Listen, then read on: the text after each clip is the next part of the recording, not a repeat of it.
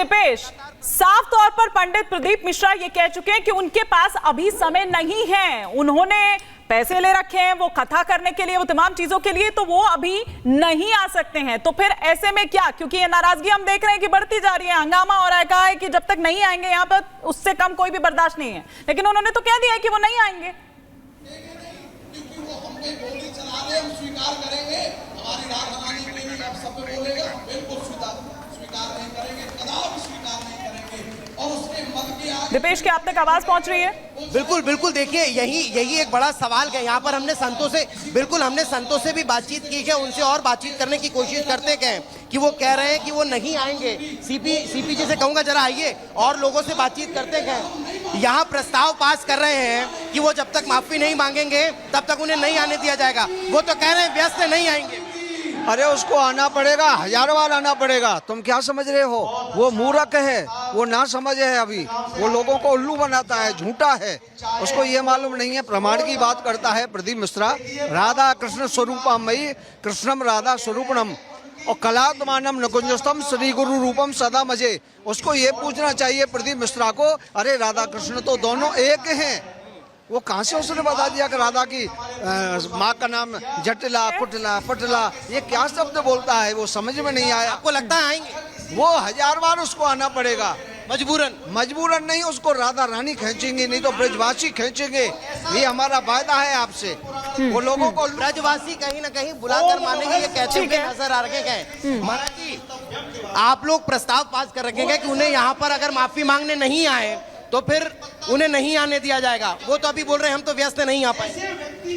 देखो, उसकी व्यस्तता तो अभी आपको पता चल जाएगी, 2-4 दिन के अंदर ही, हफ्ते भर में व्यस्तता खत्म हो जाएगी। क्योंकि ब्रजवासियों ने अब ये ठान लिया है, अगर वो यहाँ नहीं आता है तो यहाँ से ब्रजवासियों की पूरी फौज, हमारे धर्म रक्षक संघ के सारे धर्म योद्धा सीहोर में जाके उसको जूते मारेंगे। वो जहाँ भी कथा करना होगा वहाँ जाके उसको अपमानित करेंगे। अपनी शर्म पर यहाँ पर हैं, आप देख सकते हैं कि दूर दूर से यहाँ पर पहुंचे हुए हैं तमाम वो आचार्य, यहाँ पर कथावाचक यहाँ पर, और वो जो गुस्सा है वो साफ तौर पर देखा जा रहा है पंडित प्रदीप मिश्रा के खिलाफ। अगर वो कह रहे हैं कि अगर नहीं पहुंचते हैं तो फिर वो वहां पर पहुंच जाएंगे। और किस तरह से उससे पहले नारेबाजी यहाँ पर होती है, पंडित प्रदीप मिश्रा के खिलाफ ये नारे लगाए जाते हैं, मुर्दाबाद के नारे लगाए जाते हैं, क्या कहा जा रहा है। जरा एक बार पहले वो हम तस्वीरें भी दिखाते हैं, उसके बाद हमारे साथ कुछ खास मेहमान भी जुड़े हुए हैं, फटाफट से हम उनका रुख करेंगे। ये देखिए, ये तस्वीरें हम आपको दिखा रहे हैं कि साधु संतों में किस तरह से पूरी टोली की टोली वहां पर जा रहे हैं। वो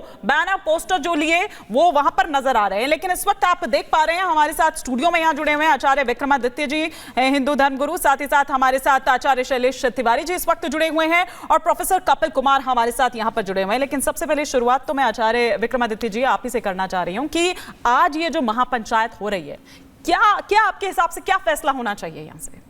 देखिए, धर्म में कुछ ऐसी सीमाएं कही गई हैं कि उसको पार नहीं करना चाहिए। कथावाचक कई बार माइक पे बोलते हुए कथाओं को इतने ज्यादा रूप में ले जाते हैं, मानवीकरण कर देते हैं, उसी का ये प्रमाण है, उसी का ये परिणाम हुआ है कि सामने जिस प्रकार से उस विवाद को बढ़ा दिया गया है। मैं कहूँगा ये एक ऐसी कथाएं, ये भक्ति का रस है, भक्ति भाव की बात है, और इसमें विवाद को उपस्थित होना ही नहीं चाहिए था। मैं कहूँ दोनों तरफ से गलती हुई। जिस प्रकार से कथावाचक जी ने, जिस प्रकार से प्रदीप मिश्रा जी ने जिस प्रकार का वार्तालाप का उपयोग किया, कथा का तथ्यों के हिसाब से कह रहे हैं, ग्रंथों के माध्यम से ही कह रहे हैं वो। देखिए, ग्रंथ में कथाओं को किस प्रकार से उपस्थित किया गया है, कहाँ किस प्रकार से उपस्थित किया गया है, जिस ग्रंथ का नाम ले रहे हैं उस ग्रंथ की कथा उठा के देख लें, वहां पर क्या लिखा गया है।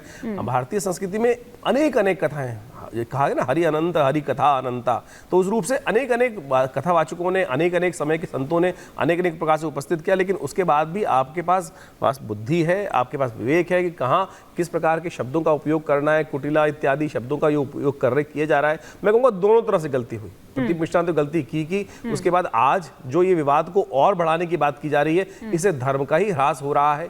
अपवाद इसको हमें छोड़ना चाहिए और ऐसे लोगों का परित्याग कर दें। जो लोग ऐसे, पहली बार तो नहीं हुआ है, अनेक बार लोगों ने इस प्रकार की चेष्टा करी है, और जिन्होंने चेष्टा करी है उसका परिणाम भी उनको प्राप्त हुआ है।